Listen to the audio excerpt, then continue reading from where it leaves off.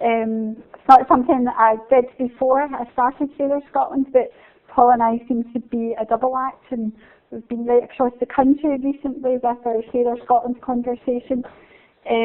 So today I wanted to tell you a bit about what Sailor Scotland was, why we did it, what the impact was on the team, and how we view how we work now, the next steps, and probably a wee bit about maybe how you guys can get involved as well, because from our perspective in government, we only know who we know, and we need other people to link us into communities across the country. So a wee bit of background on Sailor Scotland and why now. So the government's main priority, or one of its main priorities, is tackling inequalities. It sees that tackling inequalities kind of goes hand in hand with economic growth, and you can't have one without the other. And as well, the impetus for Sailor Scotland discussion emerged in the run-up to the referendum. I think the government saw how many people were engaged with the referendum process. No matter where you went, no matter where you were, if you were on a train, on a bus, there was all sorts of people engaged in the conversation, all sorts of people having political debates that I have never seen in my lifetime. And I think in most of these discussions, social justice was at the centre of the debate. And to build on these foundations, Sailor Scotland was launched. And we took the decision that rather than have the same old government consultation that we usually do, where we send out a document that's almost written, and we ask people for responses, and Paul assures me that it's the same old people that usually respond. We usually get around 500 responses to maybe 1,000 through that process. We decided to do it in a different way. We had no document, we had no policy, we had nothing. We really just had this question, what matters to you? And that was basically the consultation. And the conversations that we had from Dumfries to Stornoway are at the minute laying the groundwork for the aspiration of building a Sailor Scotland by 2030. So I think in terms of community engagement, my task was external engagement officer. I was told to go out and speak to people and try and speak to people that we wouldn't normally speak to. Try and not go to the same old usual suspects that we go to in government. And through that process of tapping into different organisations, speaking to different people across government, we were actually able to go out, and I think the figure is actually about 7,500 people that we spoke to, the length and the breadth of the country, and there was around 200 conversations. And I'll tell you a wee bit more about where they were and how we did that. We had social media outlets as well, and we had around 17,500 people tapping into these different platforms. But I think for us at the heart of it, so in government, I've been in many different policy areas. I've worked in youth employment, worked in education. I never met a young person, I never went to a school. I sat in a room with probably a whole load of other policymakers coming up with policies for people out there. So this process was really about civil servants getting out there and engaging with real people, the people that our policies impact on, and policies that lots of us know nothing about. So that was at the heart of our approach to this. Okay. And I think, yeah, every voice mattered and every story was listened to. When I joined the team, Paul kind of sat at the back of the office and kind of had your feet up most days and monitoring social media tweets and other stuff, and it was kind of dripping in. So we started going out and speaking to people. I started bombarding Paul on a daily basis with hundreds of comments, hundreds of quotes from different people. And as Paul, if you want to know more information, will tell you as well, what we said back to Paul was unfiltered. So if people told us that the transport system was bleak, bleak, bleak, that's what Paul got. And I guess as well in government what we tend to do all the time is we have a timeline, we have actions, we have lists, we have a board overseeing what we do. You know, and everything's got to be done and reported back to. There was a plan. I couldn't tell you where the plan was. There was people that we were supposed to report back to on a daily basis, but I don't really know who they were. So it was reactive as opposed to something that had already been predetermined. There was no shape or form to it at all. And I think for me as well, it wasn't a 9-to-5 job. We were out in the office all the time. And I think one of the things that the team did as well is we can all, in our team, we can write speeches, we can do debates, we can go out with ministers, we can do all of that. But we decided that we would try and just get underneath the skin as well of who we were. You know, who are we? And before we go out and talk to people, we can't go out with a policy perspective in our head.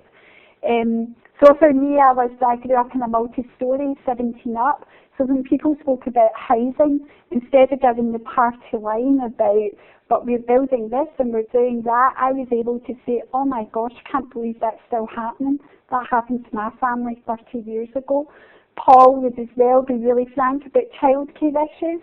So again, instead of saying, but the government's invested X, Y and Z, Paul was able to say, yeah, it's crap, it doesn't work for me either. So I think having that, not being men in suits, you know, we went out, the very first engagement that we did, we went out with the minister and there was an entourage and there was about 15 of us. And through that, you know, walking through a deprived area and going, oh, look at the deprivation here and look at this. You know, I was like, the only thing they're going to be talking about is who are the idiots that were walking through our community. So right from the beginning, we decided to do away with our normal, you know, our normal outfits that we would wear to work, and we did get commented on pink joggy bottoms several times. So it was about breaking the barrier between the civil servants.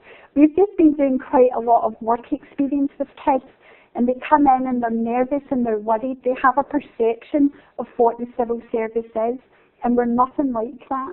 So it was breaking down these barriers.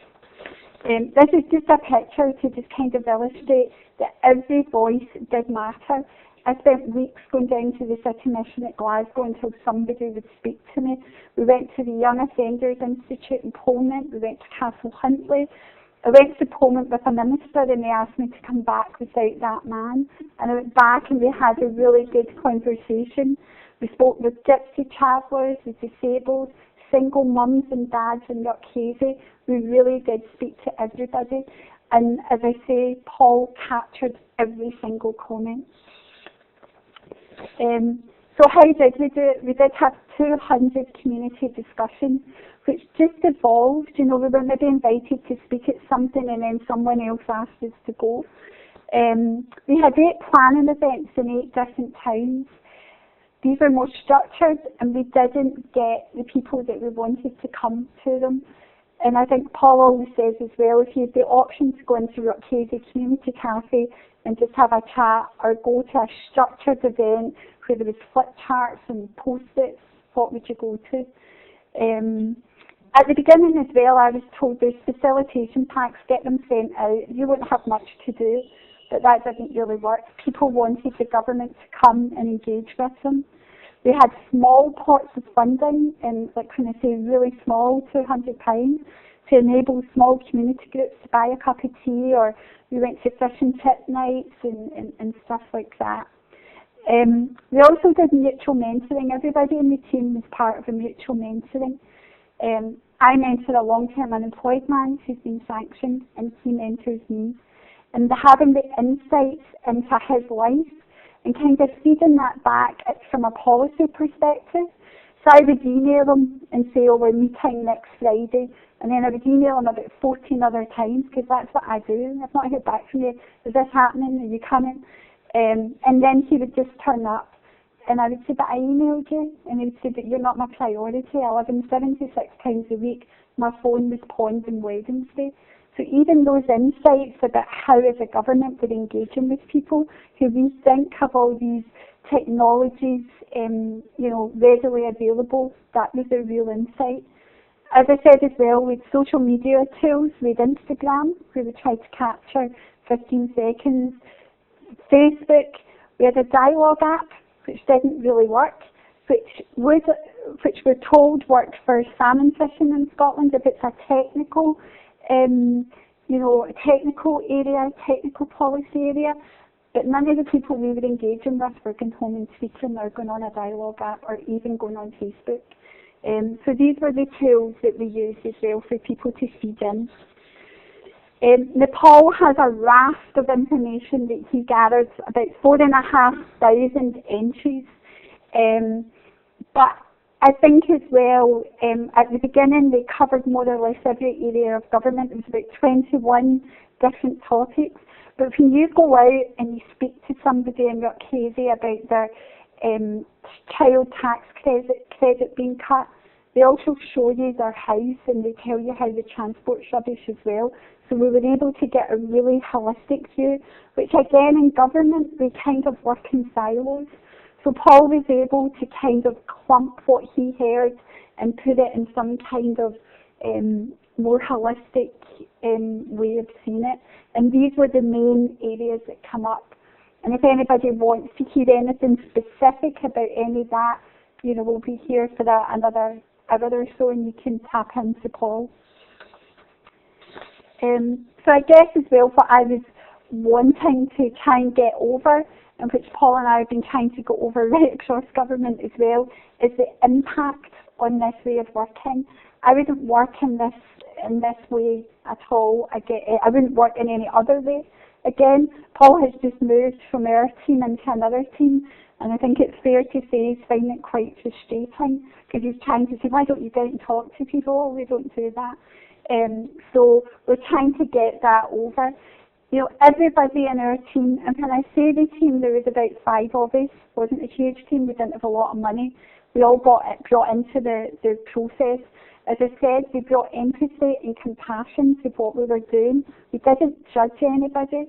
And we all had a real desire to make a difference. There was a renewed energy in going into our work, which I haven't seen in any area of government that I've worked in before. And everybody's confidence was built, and everybody's day-to-day work was completely different from what it had been previously.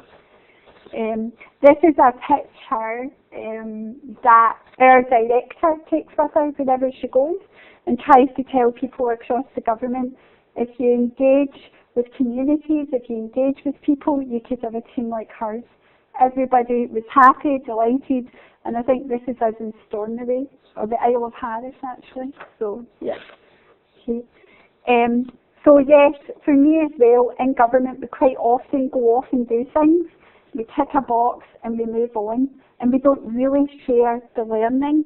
So for us, for part of the process, Paul and I were really keen to share what we heard, first of all, but also the impact on the team and that way of working and the value in it. And I think as well, as money is tighter, how can you truly be writing policies that will have a huge impact if you're not going out and engaging with communities? So I think we've been to around 35 areas of government. Some areas have embraced what we've had to say to them, and others haven't. There's been a bit of a policy disconnect. So whether that's through a communication or for whatever reason, what we heard and what the policy intention is, there seems to be a disconnect there.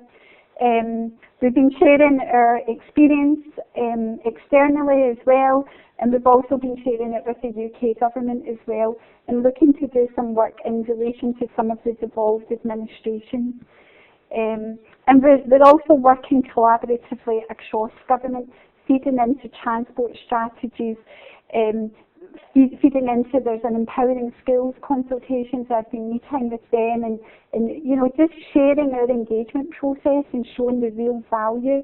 We met with colleagues in the named person strategy, and for me there's a bit of a lack of communication within that. Nobody really knows what it is, so get out there, speak to school mums, speak to people that can pass the word on. So that's what we've been doing probably since January. So I'll quickly go through what's next. So through this process we have an ambitious and a focused action plan that's due to come out imminently. And right at the beginning, Paul and I were a bit worried that it would be the same old government document. I don't think it is. I think it's been very true to the conversation. Paul actually published a summary document sort of halfway through the process, because we've been involved in this engagement, and then there was an election and there was a change of minister, and so from an open and transparent point of view, we fed back. And again, it had no policy padding on it, it was just what you told us. So I think for me as well, you guys, a lot of you guys are out in the communities, you probably know a lot of people that we don't know, that government never gets to. And I think, as we've been saying through our journey as well, it takes more than just the government to make a fairer Scotland.